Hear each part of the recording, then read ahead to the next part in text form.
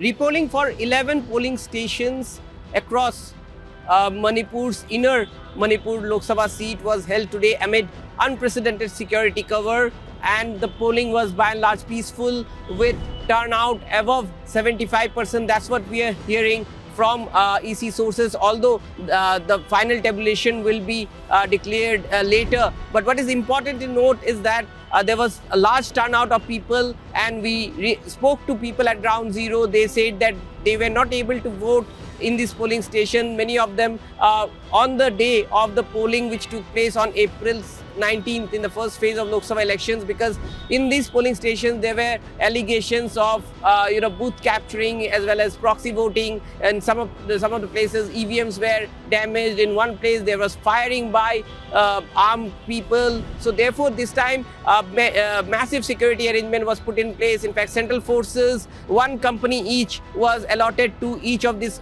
constituencies, and then fencing, barbed wire fencing was made in some of the sensitive areas so that only people who will vote with valid voter ID card can enter. And also there were additional SP level officers attached to each of the polling stations. So therefore by and large it was peaceful, although Congress has lodged a complaint saying that one of its polling agents have been threatened, and this is something that Congress has raised today once again with the EC and also with the police. But the fact that there has been turnout, this just goes to show that perhaps the arrangements that the Election Commission had made for this repolling had resulted in a better turnout. Also, Election Commission today has declared a repoll in 8 polling stations in Arunachal Pradesh, where on April 19 simultaneous polls for Lok Sabha, the 2 Lok Sabha seats in Arunachal Pradesh, as well as 50 assembly segments were conducted. Remember, Arunachal Pradesh has a 60-member assembly, but